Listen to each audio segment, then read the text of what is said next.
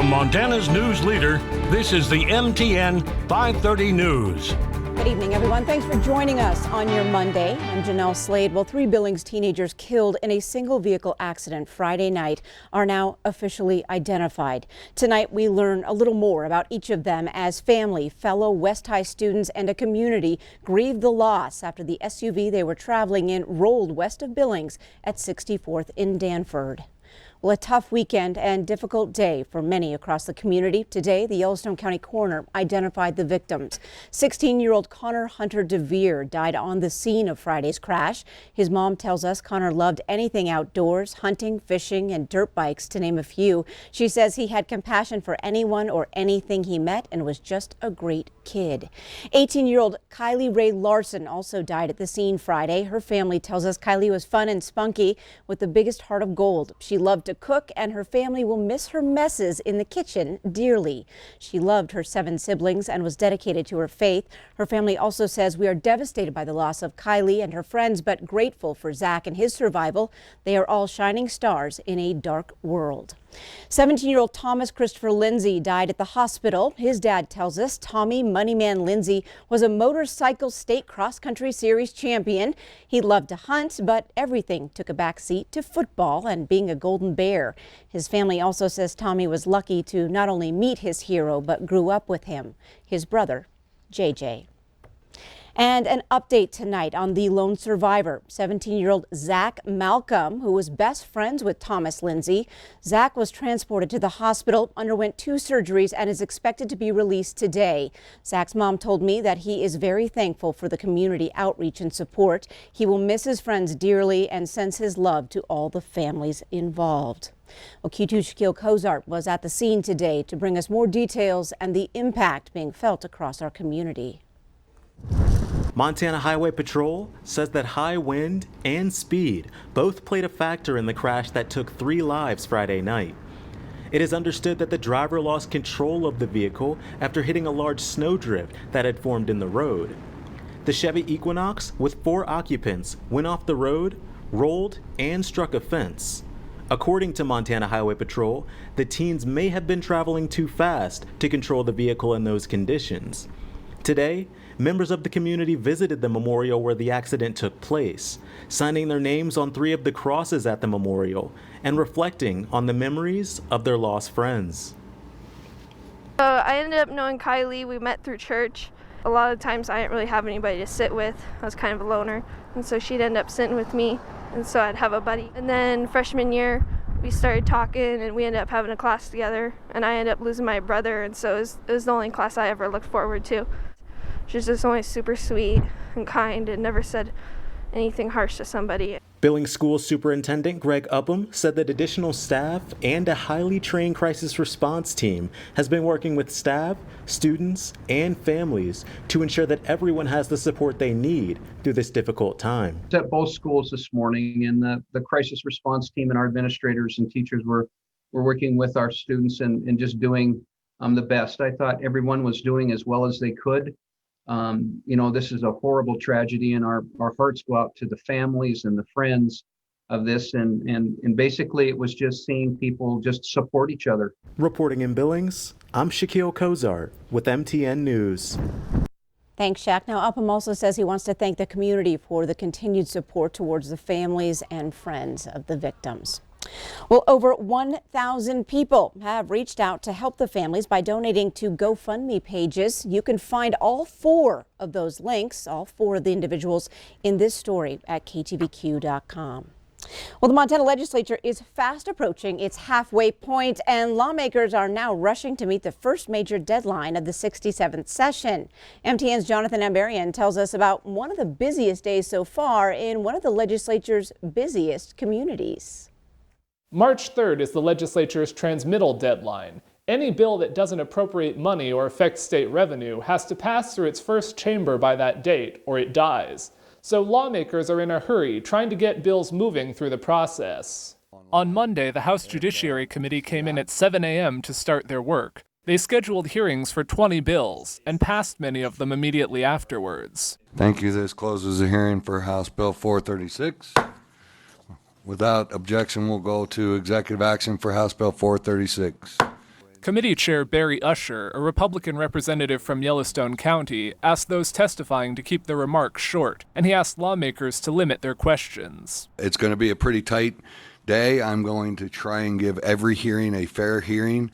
The longest testimony was on House Bill 427, sponsored by Republican Representative John Fuller of Whitefish. The bill is a narrowed version of one Fuller proposed earlier in the session to prohibit gender reassignment surgery for those under 18. The committee passed it 11-8. The previous bill, which was defeated on the House floor, also would have prohibited hormone treatments for transgender youth. Supporters of HB 427 said they revised it to focus on procedures with permanent effects. We don't believe that it's right to do irreversible surgeries or procedures on minors. But opponents said they still see the bill as an unnecessary obstacle for transgender youth, and that it could limit procedures done for other medical issues. The incentive to litigate makes it professionally unsafe for us to do medically necessary surgeries in Montana, surgeries which have nothing to do with gender identity. After 6 hours, the Judiciary Committee had passed 13 bills, with 7 more to hear in the afternoon. And with transmittal closer all the time, it doesn't look like that rush of bills is going to slow down for a while.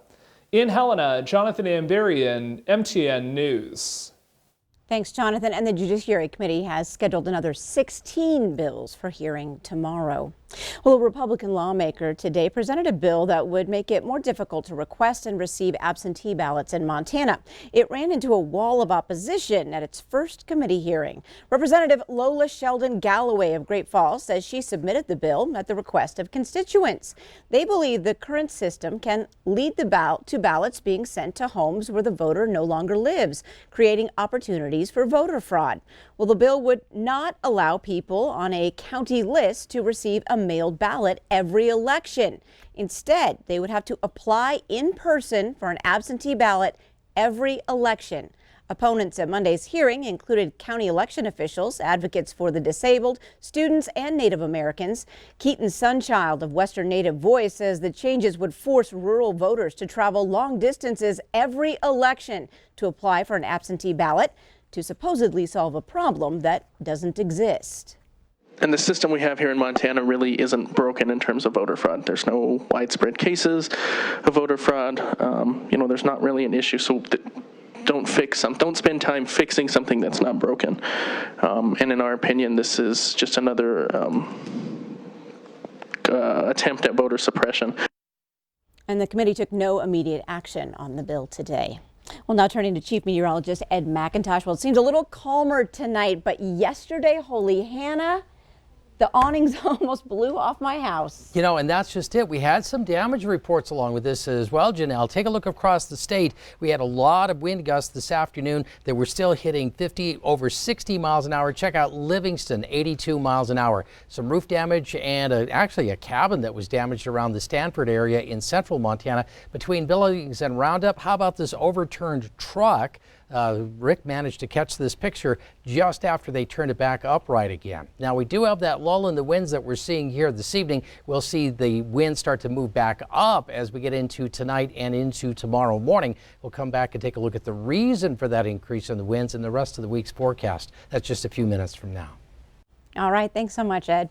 Well, you could stand outside a gas station in the days ahead and probably watch the pump price change by the hour. Thanks to the cold snap that plunged parts of Oklahoma and Texas below zero, industry experts predict a 20 to 30 cents a gallon increase in pump prices right away, with $3 gallon gasoline likely by Memorial Day.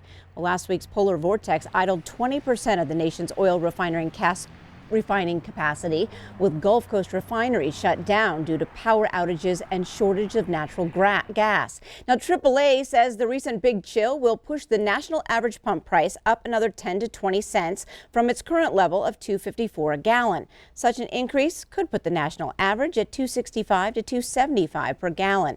That's the highest level since 2019. And GasBuddy.com experts say the national average could edge closer again to $3 per gallon by Memorial Day weekend. Well, earlier in the month, when ice still gripped the streets of Billings, a city fire truck flipped on its side while responding to a call for service. All firefighters inside were okay, but now the city has to replace the truck. Q2's Mitch Legge tells us how much it's going to cost. During a very icy day of driving in the first week of February this year, the Billings Fire Department lost one of its engines to a crash. Now, the Billings City Council is looking to replace it with one that costs $638,000. According to the Monday meeting agenda, an inspection on the old truck found that damage to the cab, chassis, and frame would cost more to fix than the truck is worth. The new fire engine will be ordered from truck manufacturer Pierce. The city was already contracting with Pierce to make 2 pumper trucks as part of this year's equipment replacement program, and the city just added a third to its order. The firefighters inside the engine at the time of the crash didn't receive any injuries. Reporting in Billings, Mitch Laggy, MTN News. All right, thanks so much, Mitch. Now, on the bright side for the fire department, firefighters will receive 4 wood pellet smokers to use at their leisure, donated by the Ace Hardware store on Zimmerman. The city council is expected to accept that donation worth $2,700 tonight. Up next on tonight's MTN 530 News on Q2, one retired rancher is back in the saddle in a different way. He's whittling away at something that brings a sense of joy and fulfillment. Plus, later in sports, a sister act that's a force on the basketball court. Find out what makes this trio unique. Stay